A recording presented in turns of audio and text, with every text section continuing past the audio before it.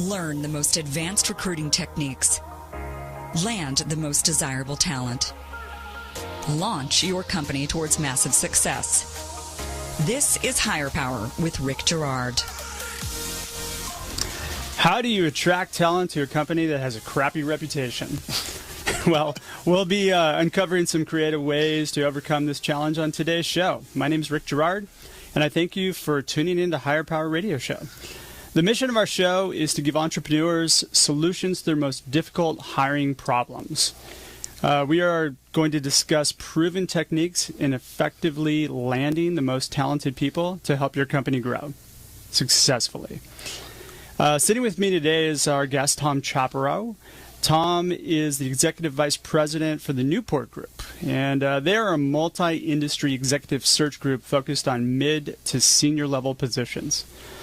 Tom's also an expert on helping companies with this exact challenge and is here to share some of his wisdom with us today. Tom, I'm so glad to have you on the show today, particularly for this topic. Well, thank you, Rick, and I'm honored to be your first talk show guest, and I will try to provide the audience with some credible information and some takeaways that they can implement in their hiring strategies. So excellent. And then, Tom, yes, you are our first guest, and we're really excited to have you. So let's just jump right into it. So you're hired at a new company, and as you dive headfirst in your recruiting efforts, you discover that no one's interested in your opportunity because of the company's reputation. Whether you like it or not, it's your responsibility to, as a recruiting professional, fix this issue before you take someone through the interview process. How do you go about discovering that the company has a bad reputation before you kind of engage with them? Okay, that's a great question. And, in our company, we tend to be very well connected in our respective search spaces. We're not a generalist firm. We are a industry-specific or functional-specific company, and we group our recruiters in specific teams so that they can really get to know their market and what challenges already exist. And if we don't have firsthand knowledge, we know who to call to get real-time intel. Like I said, we're not generalists. So because you are specialized, you pretty much know when you go into it what the reputation of the company is. We typically have a pretty good idea of what we're getting into at the beginning. Got it. Okay. Got it. Is there any other resources that you might use that might help you find some knowledge of maybe someone who's unknown? Well, we like to first get real-time information from past employees. That's one of our best sources. And, our business is the knowledge business. We're in the business of knowing who's who, who's where, and who's why. So we're really, a lot of it comes from interviewing people personally. And we also use social media and other sources, Glass Ceiling, Facebook, other social media platforms as places to gather credible intel on an organization or an individual in an organization. Because let's remember, organizations are people. They're individuals. Sure. And reputation of organizations a lot of time is very specific to a specific individual. Absolutely. An organization. Absolutely. Okay. I'm glad you brought up Glassdoor because in a lot of industries, Glassdoor, well, in tech, which is where I work, Glassdoor is pretty much, it's used by a lot of companies. Do you find it within some of the other industries that is a good place to find this intel? Well, I think it's used by individuals who are looking at companies. Let's think about this for a minute. If you're a company looking to hire, you have tremendous resources of which to vet out individuals. You do formal reference checks, background checks, criminal checks, credit checks, all of these things. But if you're an individual pursuing a new position, where do you get credible intel? And the reality is, the decision to work for an organization, in my opinion, has just as much effect or more effect on the individual that's taking the job as it does on the company that's hiring the individual. Oh, absolutely. So, that's something that we see. Now, what are the most common types of reputation issues that you've had to deal with? Well, over the last 29 years in this industry, I've seen pretty much all of it. A lot of it is specific to the level of the position that we are placing. If we are placing a senior level executive into an organization, it's either personalities of other senior executives, the financial performance of the company, business-related situations are the most critical things. Sure.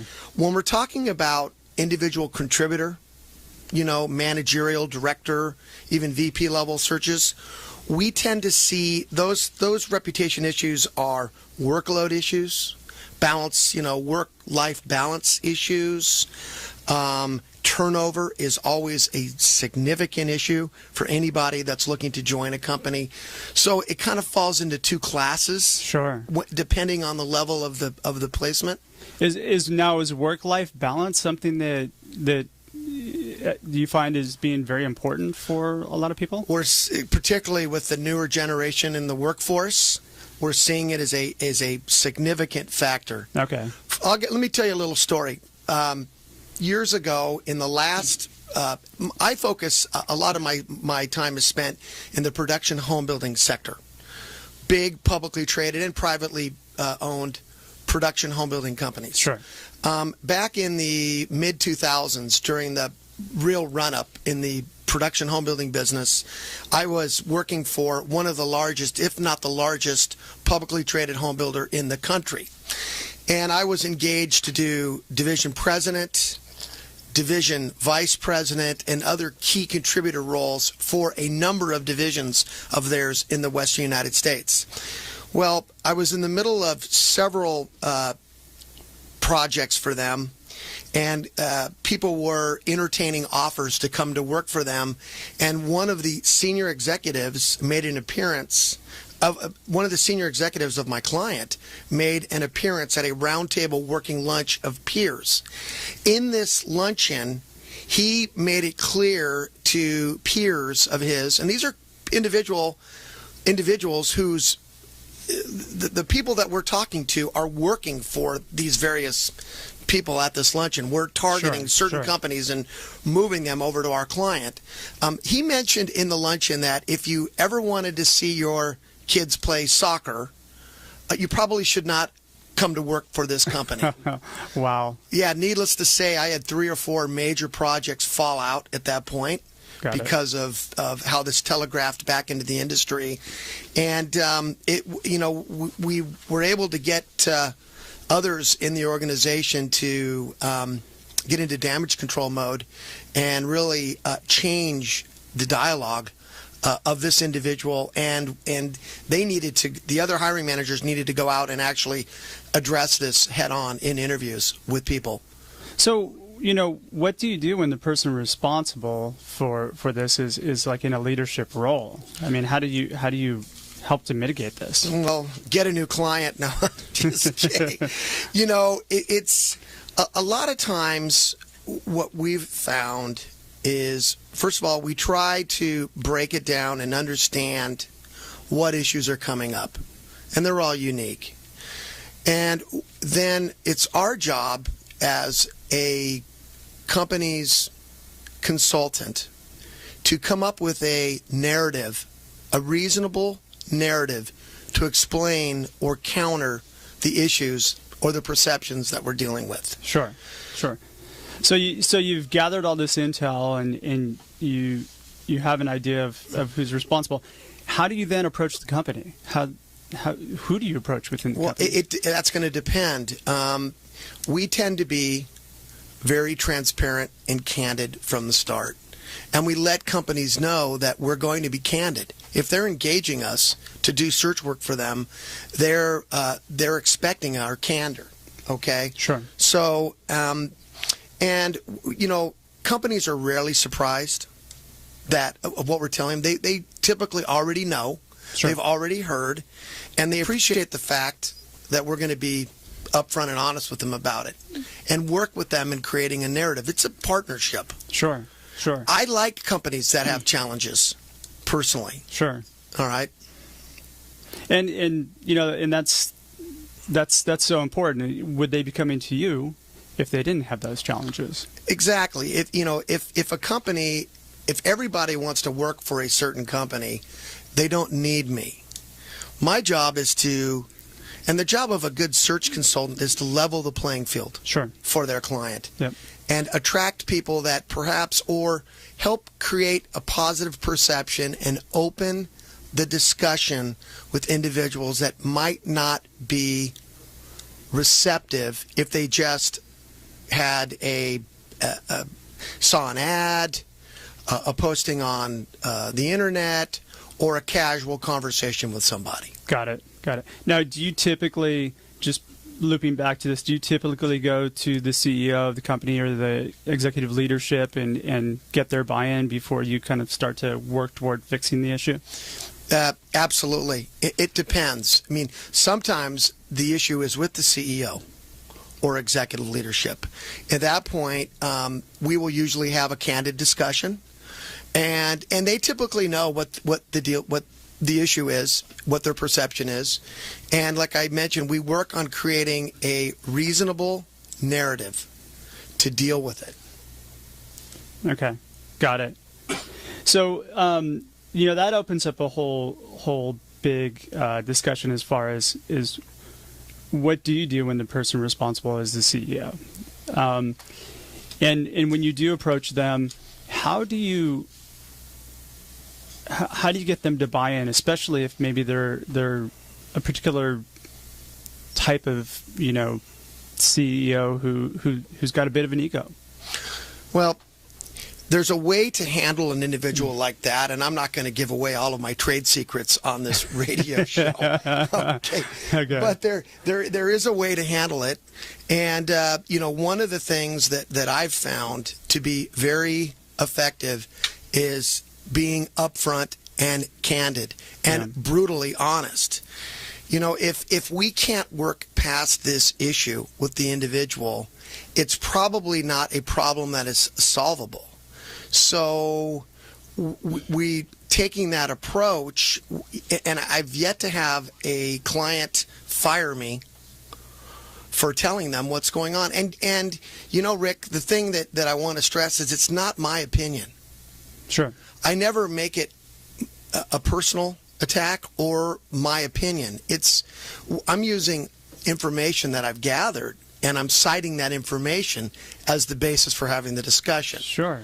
So that tends to lessen the blow and make the information more palatable for the individual that we are talking about or speaking to. We're talking with Tom Chaparro of the Newport Group, who's sharing some great insight with us, Tom. We're talking about how to recruit for a company with a bad reputation. And we just discussed uncovering the bad reputation and how to break it to the company. We need to take a quick break, but when we come back, we'll be fixing the problem within the company and then, more importantly, convincing potential employees that the problem is fixed. Stick tight, we'll be right back. You're listening to HirePower with Rick Girard, giving you access to recruiting techniques that will help you hire key talent to build your company towards real success. Rick is a recruiting executive and entrepreneur who's been successfully recruiting in the aggressive Silicon Valley technology landscape for the past 2 decades. After a very successful stint at Apogee, he founded Stride Search in 2012. Based on a lean efficiency model, Stride has uniquely positioned itself as a leader in retained search for the most critical talent hires within a small organization. Whether you're a startup executive or recruiting professional, by listening to HirePower with Rick Girard, you will walk away with skills to help you attract and hire great talent. Now back to HirePower with Rick Girard.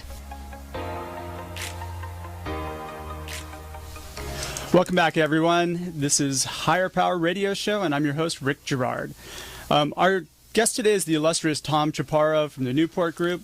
Now, before the break, we were discussing how to figure out what kind of crappy reputation a company might have and how to break it to the company. Now we're going to discuss kind of some ideas on how we go about fixing the company's reputation and create a plan to alleviate the pain point for potential hires. Now, before the break, Tom, you were mentioning something, and actually you said something kind of key, that you like companies that have bad reputations. Why? Well, I don't know if I like them per se, but actually I do like them. And the reason is self-serving. They need me, okay? And they need people like me, executive search consultants, and people that can help create a good story as a result of it. And a lot of times, companies that have suffered reputation damage, it's very repairable. But it requires somebody that has the skill and has the reputation in their particular industry, their field, to counter it. Somebody with credibility. And that's why particularly I like companies that are more challenging. Okay? It also gives individuals that are going to work for them and with them the opportunity to really make a difference at that organization. So, there's with problems come opportunities. Sure. So now, that's why. Are you bringing in other pieces of the company to help you out with this reputation at all, or are you just centralizing it just toward the key individuals that are making the decisions? That depends. Yeah. If we're talking about operational or financial issues within an organization, and those are the reputation pain points that we're dealing with, then we will work with their marketing and their internal their internal financial group. I've had several clients put together PowerPoint presentations for me to use with potential candidates, describing what has happened in the past, why they're in the position they're in, and what the corrective action that's been taken, and what positive effect it's having on the company. So absolutely, we use the company's resources. The company's resources are much more powerful than mine. Sure. Sure. If I'm saying it, it's one thing, but if the organization is saying it, or others, analysts, other industry experts, things of that nature, if we can get their support and their contribution to our cause, then we're in very, very good shape. Okay. And those are resources that we actively solicit for projects like this. Sure. Okay. Now, what steps do you take in this process from discovery to actually after discovery to presenting the company? What steps do you take in mitigating mitigating a lot of the issues that may be out there already? Well, Rick, what needs to happen and this is for our process, because we're looking to be effective communicators of our clients' mission, story, company, however you want to frame it. So a lot of it is addressed when we are signed on and we take on the case or the project. Sure. Okay. So when we are asked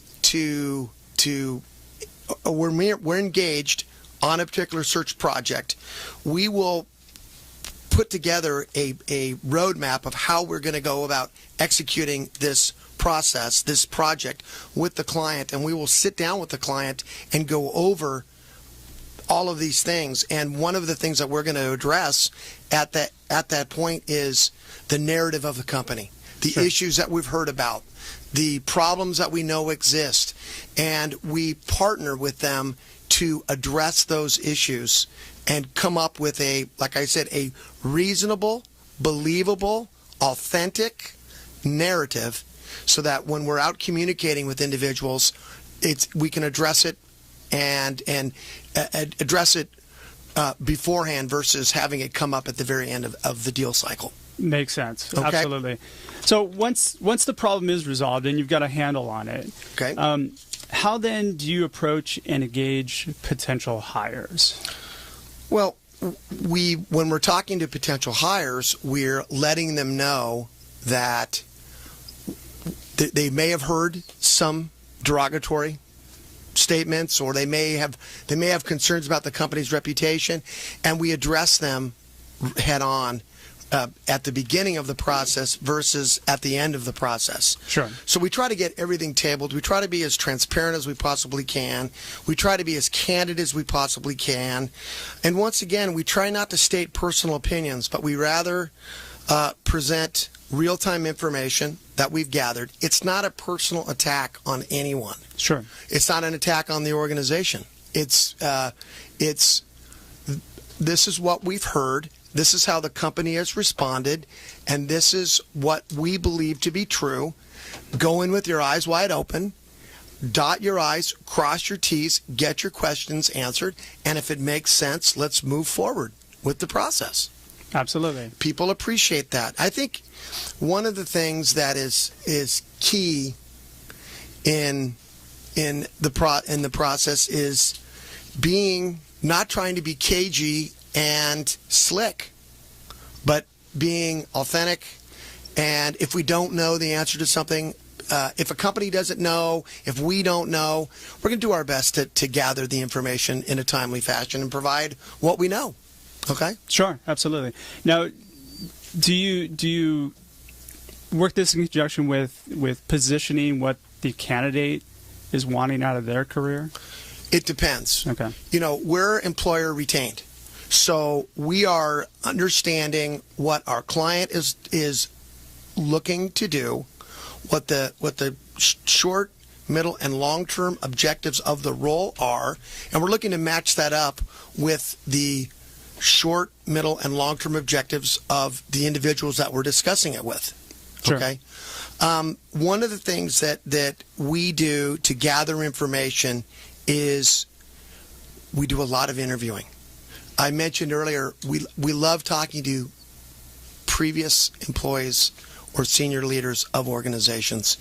That gives us really, really valuable real-time information. Okay, sure. We look at we research articles. We use the web quite a bit, and we're looking for any information we can glean about an organization, about the people in the organization, about projects, about finances, anything that can help us give our client a competitive edge and help us overcome an issue. Got it. Okay. Remember, issues and reputation issues are unique to the individuals who are examining them. For some individuals, it's a deal breaker, things that they've heard. For other individuals, it's a challenge. It's something that they want to be in an organization where there are some situations or there's some problems. It's very unique to the individual. Yeah, one of the things that we actually do at our firm is we get a really good sense of what that person wants to gather out of their career, right, and how to translate it into what the company's offering. Right. So it's a good way of looking at it too. We're retained the same way, but right. And when we're working with the hiring managers of our clients, we're advising them as to what this individual is looking to accomplish, mm-hmm. and we want to make sure that there's congruency there. Okay. Oh, absolutely. If they're mutually exclusive goals, we don't even want to put the person into the process. Sure. So we're looking for 8 out of 10. Deal points to align, and that's the basis of a very good discussion and a very effective long-term hire. Now, have you had a situation where you've had a candidate that was pretty adamant about the fact that they weren't interested in the company, and after you've had discussions with them, you've been able to not convince them, so to speak, but at least change their mind a little bit to being open to at least talking to them? That's one of our trademarks of our firm. I call it the ethical influence is the term I would use. And yes, we have been very successful in bringing people to the table that had very negative things they had heard very negative things to say. For instance, in that situation that I talked about earlier, we were able to turn that around with 2 of the 4 projects that we were working on at that point. We were able to turn 2 of those into finalized hires. That's Okay. great work. So if we can hit 50% on a situation like that, I think we're doing pretty well. And those individuals went on to have actually, one of them is still with the organization as their regional chief financial officer of the company. So, okay. Well, we're just about out of time for today's show. Tom, thanks for sharing all this information with us. I'm sure there are quite a few listeners out there who are desperately in need of your service. What is the best way for them to get in touch with you? The best way to reach me is either via telephone. I'm an old school guy. I still use the telephone. That number is 760-944-0285. That's my direct dial at my office in Laguna Hills. You can also reach me on the web at Tom, T-O-M, at NewportSearch.com. One word, NewportSearch.com. You can visit us on the web at www.NewportSearch.com. And thank you for having me on the show today, Rick. Absolutely. And I want to thank you, Tom Chaparro, for taking the time out of your busy day to share such detailed and creative ideas with us today. Thanks for turning down, everybody. And a quick shout out to our engineer, Paul Roberts, our producers, Joan Park and Shanti Ryle, and our executive producer, Kim Iverson. Do tune in next week as we aim to have another great show for you. I'm Rick Girard, and this was HirePower Radio Show. Thank you for listening to HirePower with Rick Girard on OC Talk Radio.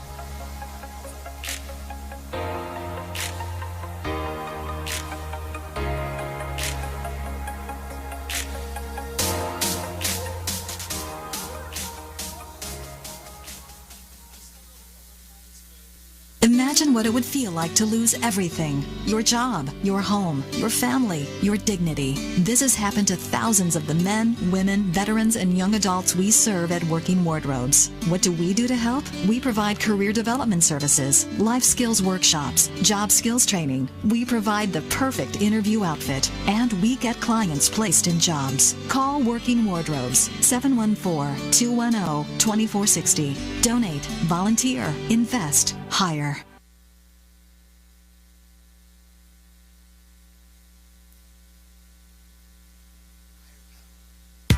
When it comes to pioneers in their respective industries, we all know the Apples, Starbucks, and Trader Joe's of the world. In the realm of recruiting, Decision Toolbox is the industry's best-kept secret, with 90% of their business from referrals and repeat customers. For over 20 years, Decision Toolbox's U.S.-based team of recruiters, sourcers, professional writers, quality personnel, and tech support has perfected a Six Sigma approach to talent management. No matter the size of the project, Decision Toolbox delivers incredible results. A cost per hire less than half of what contingency firms charge, with the winning candidate presented in an average of 14 days, all with a 12-month candidate warranty. With results like that, Decision Toolbox won't be a secret for long. Visit us at www.dtoolbox.com for more information.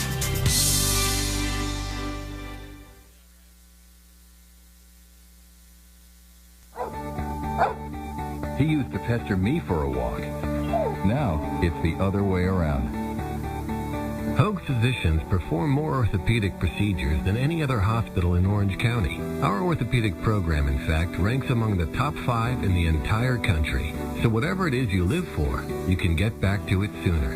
Because as it turns out, the best part of life is simply living it. Hoag for life. Visit us at www.hoag.org.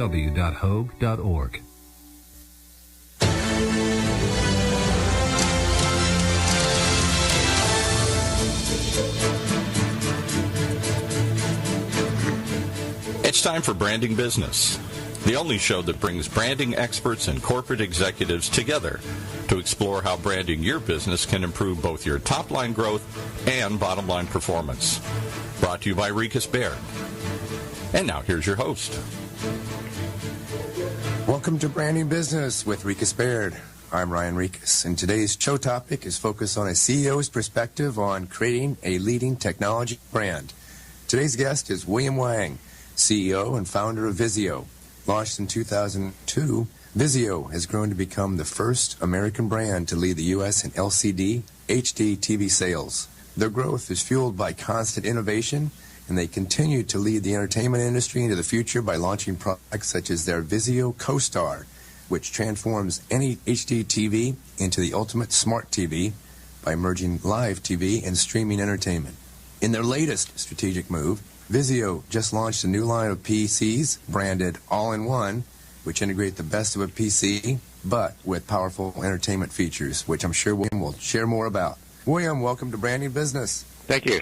I know you have quite an entrepreneurial mindset and background in the technology space, and I'm curious as to how you started this business. Did you see a gap in the industry, or was there something else that inspired you to start this business? Well, yeah, I've been in the consumer electronic business for the last 20-some years, and I've been focusing on computer display in my early days. So I had an engineer background, and in 2002, I saw a great opportunity of a U.S. government pushing for the new standard of HDTV, and I see all of the competitors in the industry, such as Sony and Panasonic, they're selling the HDTV at $10,000 or $15,000, which nobody can afford. So I saw a great opportunity, and I came in, and I did it. I just made flat screen TV affordable. Well, you make it sound so easy. Well, it is pretty easy, but actually I never intended to be a businessman, and never in my mind I want to be an entrepreneur. I just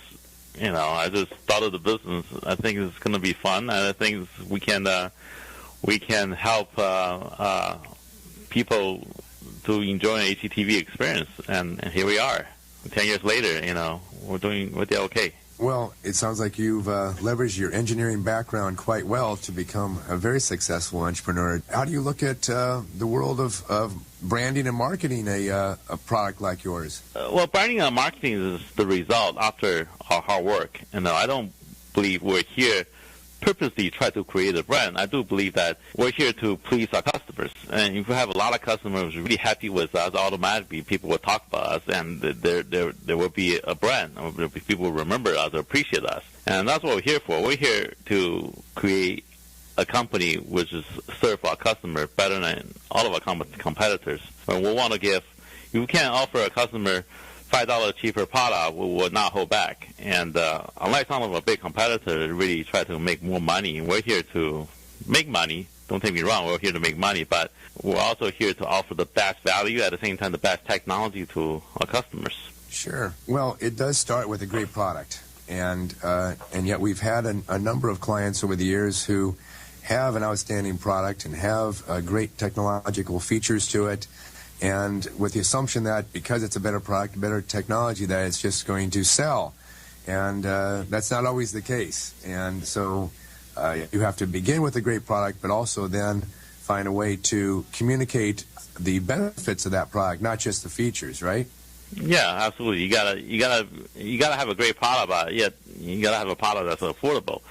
For example, in 2002, I really want to buy a flat screen TV. But my wife told me there's no way I'm going to pay $15,000 for it. So having an engineer background, knowing how much these things really cost, I started building them in Asia, and I passed on the savings. I built it for $3,000, and because we're small, because we're very flexible at that time, we just pass all the savings to the consumers. And a great technology, a great product doesn't necessarily sell. You just have to have a combination of good value, and that's what we've done for the last 10 years.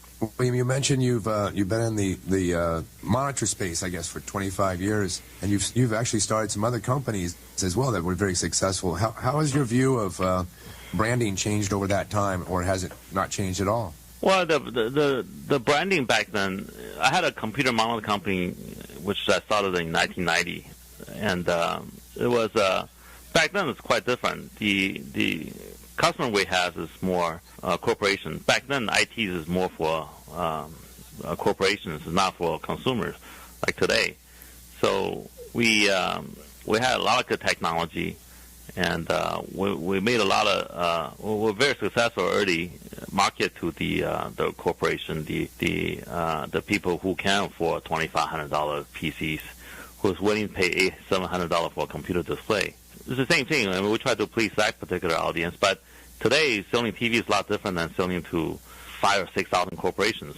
Back then, the only thing we try to do is to try to sell to those corporations who can afford a bunch of high-end computer displays.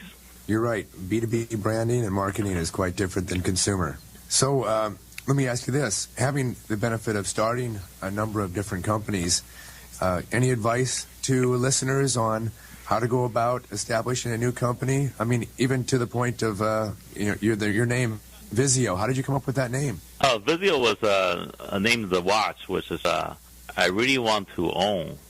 That's about 30 years ago. I love that watch, but I couldn't afford. So, and I see a pattern here. Huh? I see a pattern here. Yeah, so when I started the company, I said, I'm going to call the company Vizio. So sounds pretty good, but at the same time, was actually a watch that I couldn't afford. Well, it has worked out very well for you, and I think it implies a nice promise. It's worked out very well. So a question for you as well. Many times we're asked by entrepreneurs who are starting a company, when should they begin thinking about their brand and their brand promise? Any thoughts to share with our listeners on that topic? Well, absolutely. I mean, you really had to pay attention to your companies.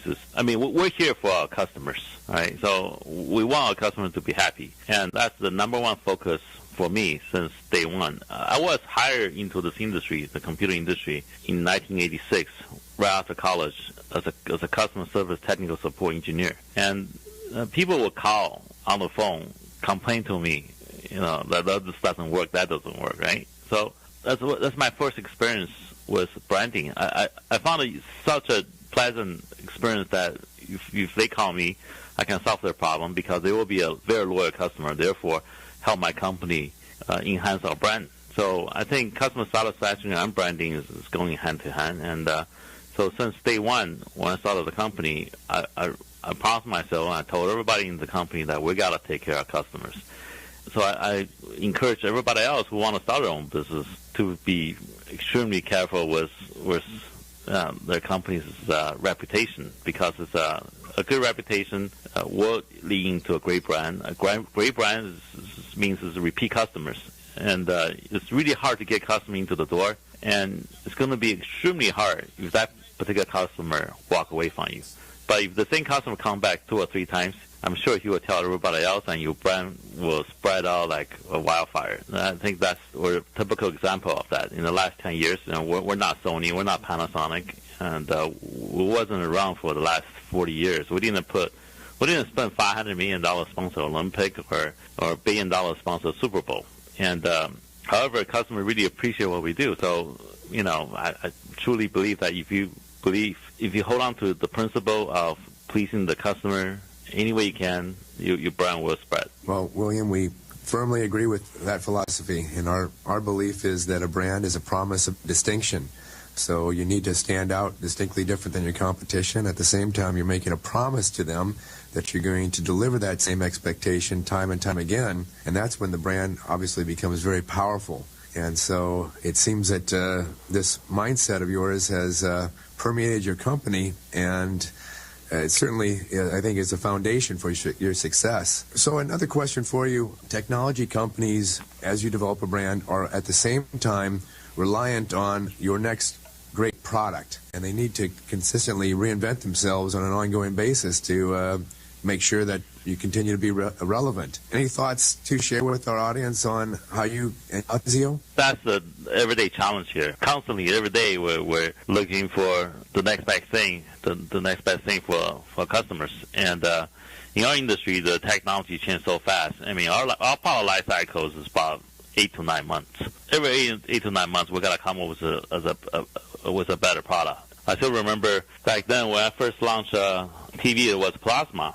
Back then, plasma was the best technology for flash digital TV. Today, we don't sell plasma anymore because the technology doesn't attract the latest customers' demand, such as a lower power, better, no mercury, and energy saving. So we end up switching to CD and now LED. Again, that's our everyday work here in our office. We got a bunch of people here, day-to-day basis, worry about the question is just asking what's the next product that we can offer to consumer which will benefit them. Well, it seems you position your company and your brand perfectly for the future, which allows you to expand beyond where you're at today, the example you just provided. Another example allows you to go beyond HDTV and potentially own the sweet spot where HDTV, computing, and the internet merge together. Can you talk a little bit about your plans for the future in that area? Yeah, well, no, we're very aggressive in TV, as most people know, and TV eventually will be more smart than the TV from your parents' time. And with the internet, people want to access more content anytime they want. We've been developing here at Vizio our smart TV platform for the last 3 or 4 years. I believe we probably have more smart TV out there in the field than almost anybody else in this industry. We'll have close to over 4 million active users, which is use our TV to stream content directly from the internet, such as Netflix or Hulu. So the TV will get smarter, and just like similar to the phone. And we're very excited that someday, hopefully within the next 2 years, all of our TV will be smart. All of our TV will be connected to the internet, so we can also offer a great variety of choices for our consumer to entertain themselves. Well, I think your brand is positioned well to make that leap and lead the way. I think the American consumers are ready for it. Well, you've also decided to make a significant leap in your company by adding PCs to the Vizio product line, which was a significant step. Maybe you can take us through the process of making that decision. As you know, I came from the PC industry, so I'm pretty familiar with that industry. And I'm a big Apple Mac user. I love Macintosh. The all-in-one. I love the Super Thin Mac Air. And however, coming to work every day, I got to deal with Microsoft Windows. Last 3 years, we've been looking at this space. And why there isn't any new design, innovative technology for a PC using Microsoft Windows. So we saw that as a great opportunity. So in the last 2 years, we've been working on this extremely sexy all-in-one PC, as well as this really super ultra thin and ultra lightweight notebooks. We launched this product around summer this year. We launched a 114-inch notebook, a 15.6-inch notebook, and 124-inch all-in-one PC, and 127 all-in-one PC. So, we saw a great opportunity, and we just did it. And we believe the customer will appreciate a better-looking, prettier PC than what other competitors of ours are not offering. Well, it seems like it's fit your other product development criteria. How has it been received in the marketplace? It's coming up. This is we're waiting for the next big Windows 8 launch, and we have a pretty high expectation that with the new Windows 8 operation system, our PC lineup will do rather well, particularly with the coming fall season. Well, I wish you the best of luck. I'm sure you'll perform well. You mentioned a moment ago that you like Apple. I always like to ask this question. What other brands do you admire out there? I love Sony. I grew up having Sony as the best consumer electronic gear that you can buy, possibly. And I really envy what they did years ago.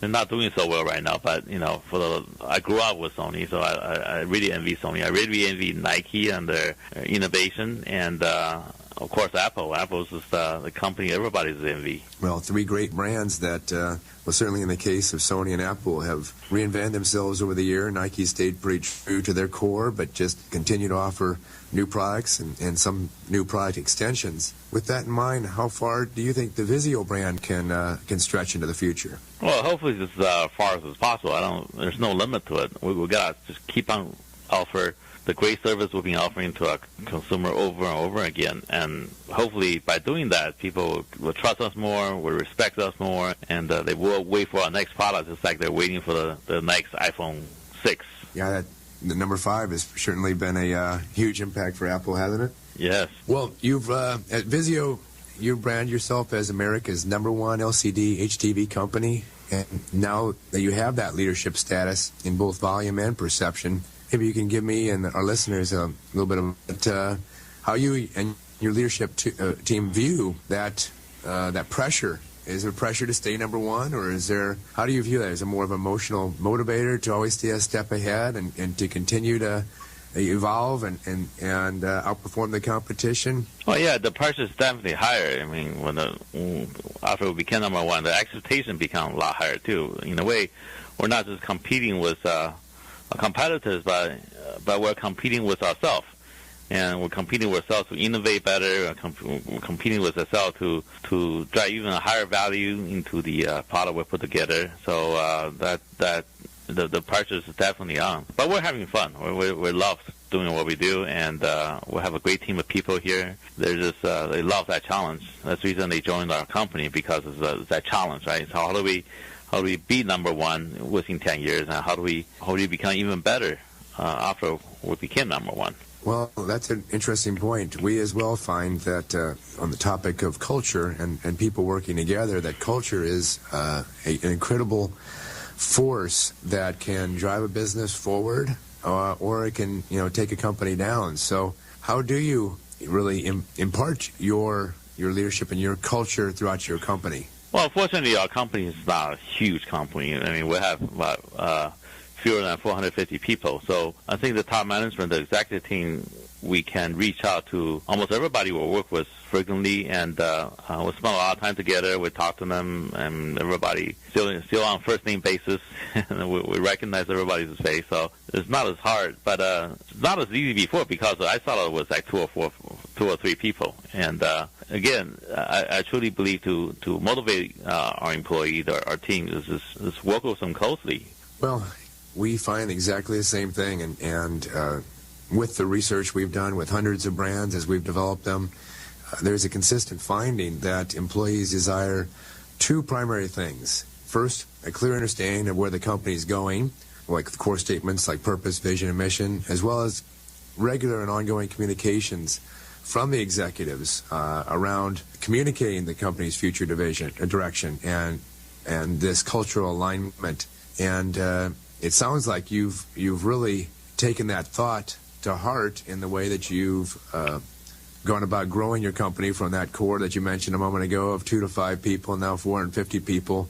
Any further thoughts on how you get communication through to everyone, and now that you've grown to that size, it internally? Yeah, well, I think a lot of motivation will help, and we do have this policy of ours for the last since almost the beginning that we do the profit sharing. So quarterly we get together with everybody in the company and we share profits. We give everybody a bonus check. And fortunately, even though the economy is bad, Vizio has been profitable for the last few years. And every quarter we take a lot of money out and we share with all the employees. Which is once we motivate them, then they have even higher desire to work closer with us. And at the same time, our company, we're making our mission very straightforward and simple. I found it pretty effective. We're not giving our people a lot of different things to do. We're not saying that, okay, today we're going to go after a consumer, tomorrow we're going to go after all the IT industry, and the next thing, let's go fill a lot of PC into Fortune 500 companies. We don't do that. We're very focused.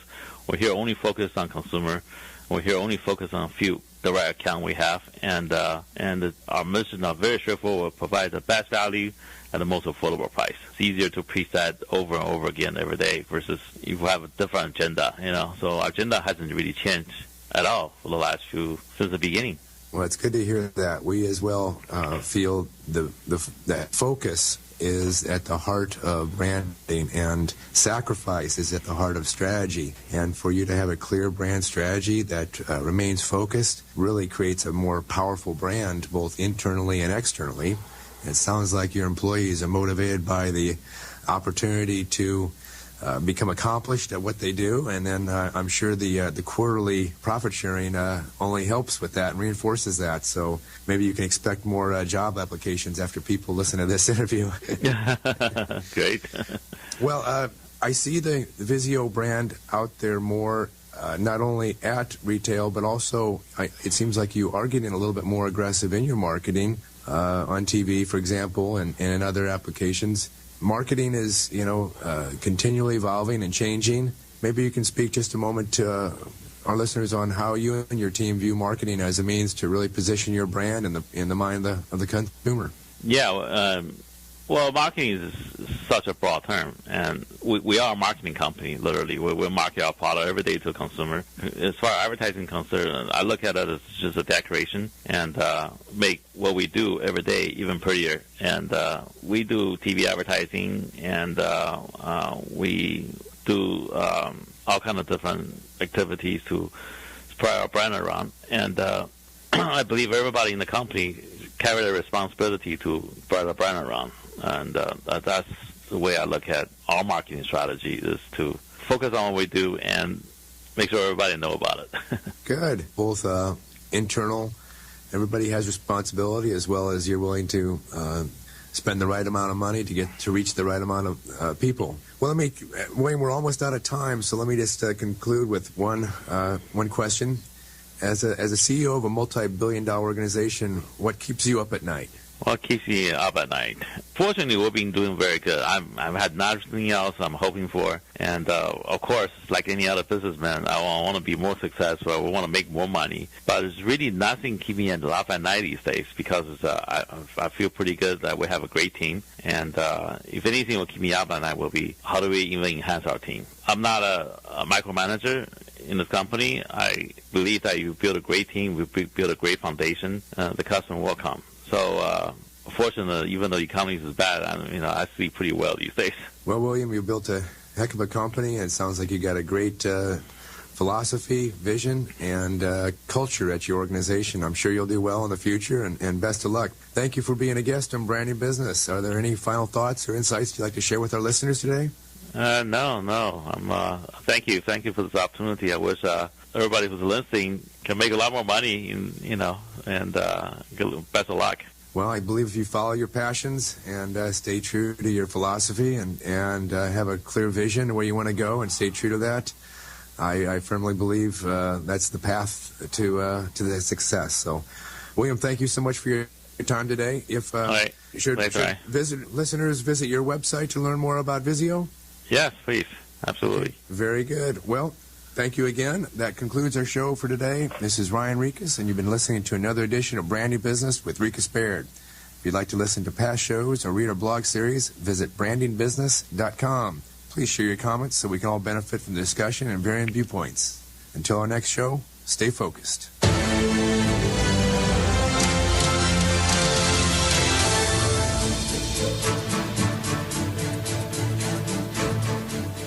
You've been listening to Branding Business, the only show that brings branding experts and corporate executives together to explore how branding your business can improve both your top-line growth and bottom-line performance. To hear more, simply visit our website, brandingbusiness.com, or tune in next week to learn how you too can build your brand and move your business forward. Brought to you by Rikas Baird.